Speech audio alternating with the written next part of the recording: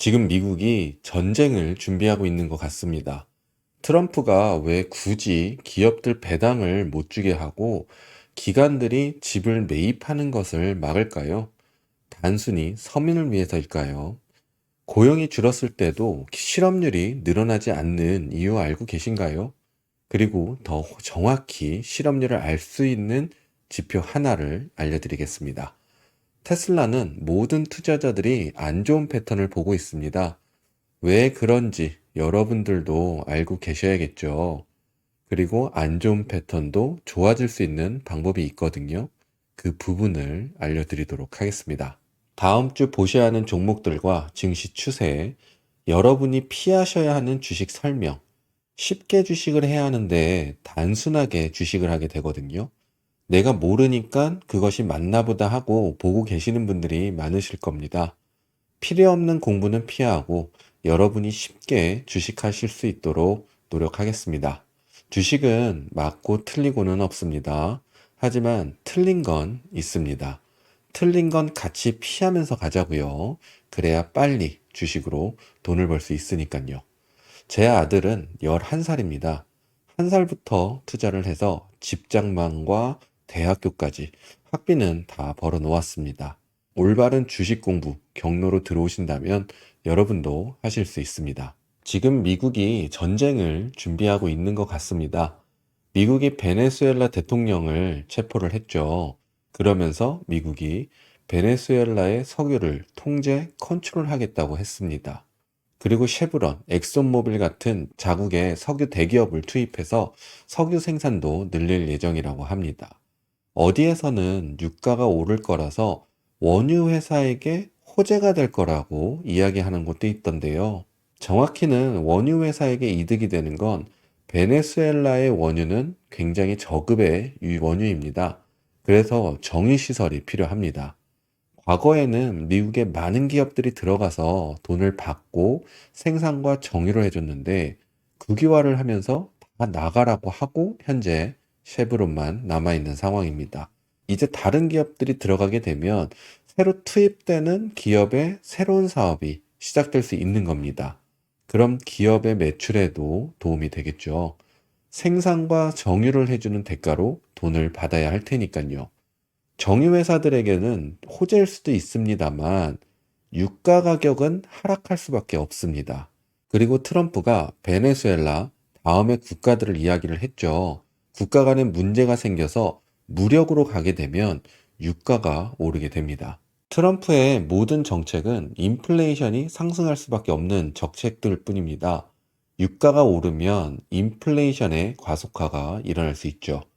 하지만 트럼프는 똑똑한 사람들만 아는 지표를 마사지 시키는 방법을 그대로 활용하고 있거든요. 유가를 하락시키는 겁니다. 아주 많이요. 요즘 미국에서 주유할 때 전보다는 걱정 없이 넣고 있습니다. 트럼프 정책은 인플레이션이 오르면 불만이 크게 나올 수 있는 정책들이 많아서 인플레이션을 1순위로 생각한다고 해도 과언이 아닐 겁니다. 근데 베네수엘라 다음으로 다른 나라와의 문제가 생기게 된다면 유가 상승에 인플레이션이 올라서 트럼프가 쉽지 않은 정치 생활을 할 수가 있어서 유가에 유독 신경을 많이 쓰고 있다고 할 수 있겠습니다. 앞으로 해나갈 정치의 걸림돌인 인플레이션을 마사지하기 위한 또 하나의 정책을 내놓았습니다. 트럼프가 며칠 전에 기관 투자자의 주택 매입을 금지한다고 한 거죠. 앞으로 있을 일에 대비해서 준비하고 있는 것일 수도 있습니다. CPI에서 주거비가 차지하는 비중이 아주 크기 때문에 그렇습니다.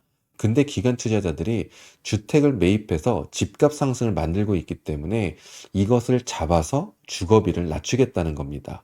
트럼프가 베네수엘라 이후에 혹시 모를 무력 충돌로 오를 수 있는 인플레이션에 대비하는 부분일 수도 있습니다.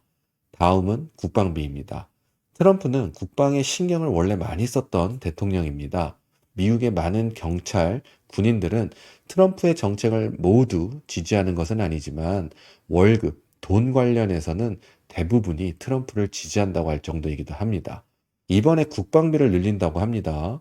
그리고 방산업체, 배당금, 자사주 매입을 금지한다고 했습니다. 배당금이나 자사주 매입은 기업에 많은 현금을 쓰는 것이라서 어떻게 보면 투자는 안 하고 움켜쥐고 있는 돈이라고 할 수도 있는 거죠. 그래서 트럼프가 자신의 소셜미디어에 방산업체들은 현재 공장 및 설비 투자를 소홀히 하는 대가로 주주에게 막대한 배당금을 지급하고 대규모로 자사주 매입도 하고 있는데, 이런 상황은 더는 용납되지 않을 것이라고 한 것으로 보입니다. 트럼프는 지난해 우주 위성을 활용한 첨단 미사일 방어 시스템 골든돔을 구축하고 미래형 무기로 무장한 초대형 군함 등으로 구성된 황금 함대를 구축하는 등 미국이 누구도 넘볼 수 없는 최강의 군사력을 갖겠다고 했습니다. 트럼프는 단순히 방어나 전쟁 억지를 위한 것이 아니고 이란 핵시설을 직접 공습하고 베네수엘라 수도 카라카스를 공격해서 마두로 대통령을 체포한 것으로 보면 앞으로 덴마크 자치령인 그린란드를 갖겠다는 의사를 밝혔고, 이란, 쿠바, 멕시코, 콜롬비아를 다음 타겟이 될 수 있다고 이야기가 나온 가운데 군사작전 가능성을 배제할 수 없어 보입니다. 그리고 마지막으로 중간선거입니다. 지지율을 높이는 방법 중에 전쟁은 국민들을 뭉치게 하는 아주 확실한 방법 중 하나이기도 합니다. 부시 대통령도 낮았던 지지율을 전쟁을 하면서 미국인들을 뭉치게 했었죠. 전략적인 부분이기도 합니다. 그래서 트럼프의 지지율이 낮은 요즘 미국을 부강하게 강한 나라로 만든다는 전제 하에 전쟁이라든가 국가 간의 문제를 만들려고 하지 않을까. 그래서 지금 그것에 대한 대비를 하고 준비를 하고 있는 게 아닌가 생각을 해봅니다. 전쟁이 꼭 난다는 것을 포인트로 말씀드린 건 아닙니다. 앞의 이야기를 통해 정부에서 인플레이션을 잡을 수 있는 방법이 많지 않다는 것을 알려드리려고 했고요. 유가 하락, 주거비 하락. 관세 정책이 진행 중인데 물건값이 하락하긴 어려울 거잖아요. 경기 침체가 와서 물건값이 하락하는 게 더 빠를 겁니다. 연준은 금리 인하를 했고 인플레이션을 잡기 위한 금리 인상은 생각조차 하고 있지 않고요. 앞으로의 트럼프는 돈 푸는 정책을 할 것이고요. 다른 나라와의 충돌도 예상을 해놔야 해서 오를 수 있는 인플레이션을 마사지하기 위해서 부단히 노력할 것으로 보입니다. 우리는 주식을 하는데 단순 경제학으로만 접근하시면 안 되고 폭넓은 공부를 해야 주식으로 돈을 벌 수 있습니다. 우리가 또 알고 가야 하는 것이 있습니다. 고용보고서가 나왔죠. 미국 일자리 증가폭이 줄어들었습니다. 실업률은 개선이 됐다고 하고요. 설문으로 하는 것에 우리가 얼마나 신뢰를 가지고 봐야 할까요? 심지어 노동청에서도 조사하고 결과값을 내는 시간이 너무 짧아서 신뢰가 떨어진다고 직접 말하기도 했습니다. 예상보다 높으면 높다고 난리, 낮으면 낮다고 난리, 당일 증시의 상승과 하락의 결과로 어쨌네 저쨌네, 좋은데 하락하거나 안 좋은데 상승하면 그럼에도 불구하고 어째서 그랬다. 미국의 경제 상황은 직접 살면서 경험하는 게 제일 좋은 지표이지 않을까 생각이 듭니다. 저는 차라리 신규 실업 청구 건수를 보시라고 말씀을 드립니다. 실업급여를 달라고 실직자들이 신청을 하는 거니까요. 조작이나 표본 오차가 개입할 여지가 적어서 현재 상황을 가장 잘 보여지는 지표입니다. 그래서 저는 신규 실업 청구 건수를 보는 편입니다. 고용은 세 자릿수에서 두 자릿수가 되었습니다. 안 좋아지고 있다고 이야기할 수 있고요. 신규 실업 청구 건수는 크게 늘지도 줄지도 않는데요. 이건 요즘 일자리가 너무 많습니다. 마음만 먹으면 일할 수 있는 세상입니다. 아마존 딜리버리, 우버 관련 택시, 이렇게 관련해서 굉장히 많습니다. 신규 실업 청구 건수는 중산층에서 저소득층이 몰려 있어서 그냥 마냥 놀 수는 없습니다. 뭔가 일을 해야 하는 사람들이라 일자리가 많은 요즘 마음만 먹으면 일을 할 수가 있습니다. 큰 돈을 벌 수는 없겠지만요. 그래서 신규 실업 청구 건수는 고용이 줄었어도 크게 늘어나지 않을 수 있다고 말씀드릴 수 있는데요. 만약 중산층 위에 실업자 수가 늘어나게 되면 신규 실업 청구 건수는 급격히 늘어날 겁니다. 실업률은 갑자기 확 늘어난다고 들어보셨을 겁니다. 저소득층은 일자리를 옮겨 다니면서 중간에 신청을 하는 경우가 있어서 지표가 횡보를 합니다. 근데 경제가 안 좋아지면 중산층 위에 있는 사람들의 실업률이 급격히 늘어나고 그것이 기존의 신규 실업 청구 건수에 더해지게 되면서 실업률이 갑자기 늘어나게 되는 겁니다. 그런 정도라면 경제가 굉장히 안 좋아지고 있다는 것을 우리는 피부로 느낄 수 있을 겁니다. 근데 이번에 나온 지표로 보면 좋을 것도 없고 나쁠 것도 없는 신경 쓰지 않아도 되는 지표라고 말씀드릴 수 있겠습니다. 미국 증시 추세 먼저 보고 가겠습니다. 미 증시는 우리가 지켜보고 있었던 6,900 위에서 머무르고 있어서 걱정할 건 없는 상황입니다.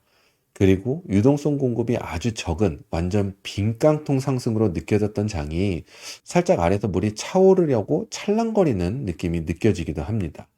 증시의 유동성이 조금씩 들어오고 있는 것 같다는 생각이 드니까요. 계속 지켜보면서 느껴지는 상황 전해드리도록 하겠습니다. 아직은 차별화 장세, 순환매, 종목 쏠림 현상은 남아 있는데요. 지수가 6,900 밑으로 하락하지 않으면요. 가지고 계신 종목 자체에 큰 문제가 있어서 하락하는 것이 아니라면 반등이 나올 수 있다. 폭락하지 않을 거다라고 아시고 보시면 되겠습니다.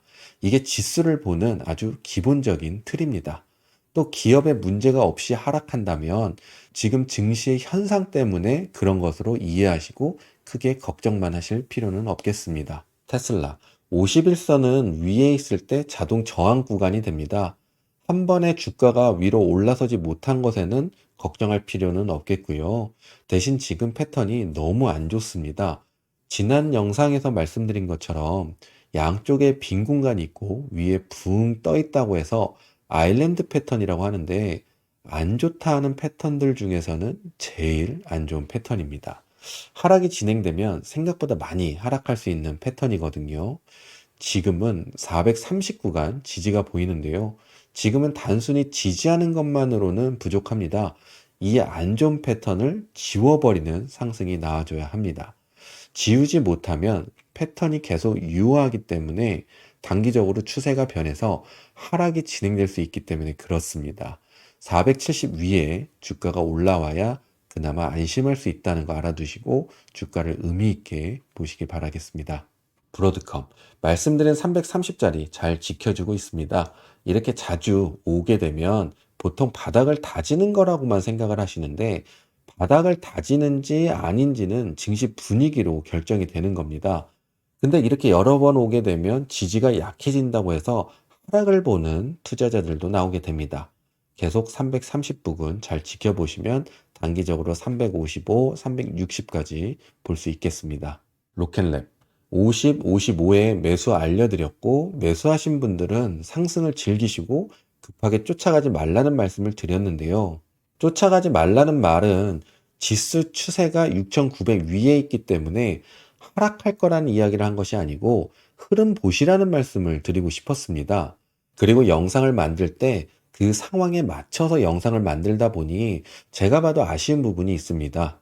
그래도 최선을 다해서 보셔야 하는 구간들, 매물대 구간 알려드리도록 하겠습니다.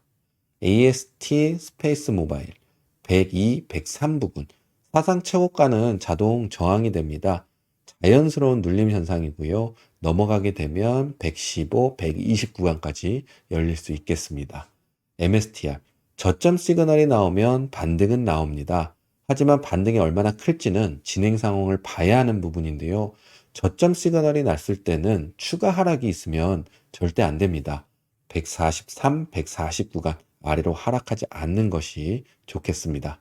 여러분들은 제가 말씀드린 구간을 보시고 그 구간 위에서 주가가 잘 버텨주는지 아니면 힘없이 무너지는지 그 흐름을 느끼는 연습만 하시면 됩니다. 복잡하고 어려운 분석은 제가 다 대신 해드리고 여러분이 꼭 보셔야 할 핵심만 말씀드리고 있으니까요. 차트를 굳이 보시지 않으셔도 매수하실 수 있게 흐름을 느낄 수 있게 해드리려고 하고 있습니다. 멤버십에서는 차트를 아예 안 보시고 매물대 매수만 하시면서 수익을 내시는 분들도 많고요. 차트는 짧은 시간에 되는 것이 아니라서 지금 상황에 중요한 것만 영상으로 전해드리고 있습니다. 여러분을 알려드리는 주가의 흐름을 느끼시는 공부만 하시고 익숙해지시면 주식이 그리 어렵게 느껴지지 않으실 겁니다. 샌디스크 차트로 보면 약간 과매수 구간입니다. 그래서 조금 눌림을 받지 않을까 예상할 수 있는 차트인데요. 테마주가 되면 차트 무시하고 상승하는 경우가 있거든요. 저는 매수를 놓치면 내 것이 아니려니 하고 다른 좋은 종목이 있으면 그쪽으로 매수를 준비하거나 굳이 매수를 하겠다고 하면 매물대를 기다립니다. 지금으로서는 350 추격 매수자리로 보이는데요. 저는 우선 320 구간 기다려보고 있습니다. 안 오면 할 수 없고요. 왜냐하면 마이크론 테크놀로지가 매수되어 있거든요. 기회가 있었기 때문에 그렇습니다. 증시 추세가 꺾이지 않으면 400 보고 있고요. 그 위에도 상황만 따라와 준다면 볼 수 있을 것 같습니다. 리튬 아메리카스 4.7, 4.75 구간에 매수해서 거래량 들어오길 기다리면 됩니다. 매수했어도 거래량이 들어오지 않으면 상승을 기대할 수 없기 때문에 매물대가 정해졌으면 매수하고 거래량만 기다리시면 되는 차트입니다. 오라클은 175 구간 말씀드렸습니다. 아래로 깨지고 내려가면 안 됩니다. 크게 열릴 수 있으니까요. 위로는 210 구간까지 상승 기대할 수 있겠습니다. 메타 640 구간 알려드렸습니다. 반등은 했는데요. 지금은 단순히 버티는 게 아니라 상승이 나와서 추세를 돌려놓는 것이 절실한 상황입니다. 데드크로스가 났기 때문에요. 51선 아래에서 주가가 머무르면 51선을 타고 하락할 수가 있거든요. 단기적 상승은 660까지 가능한데 흐름이 좋아지려면 670 위에서 머무르는 것이 좋겠습니다. 주식은 기준을 가지고 하는 게 좋습니다. 그리고 기존에 쉽게 배우는 주식 공부 외에 주식하는 방법, 매수하는 방법, 수익률을 크게 가져가는 방법을 배우셔야 합니다. 지금 하고 계신 주식 공부가 전부가 아니니까요. 넓게 공부를 하시라는 말씀을 드리고 영상 마무리하겠습니다. 다음 영상에서 뵙겠습니다. 감사합니다.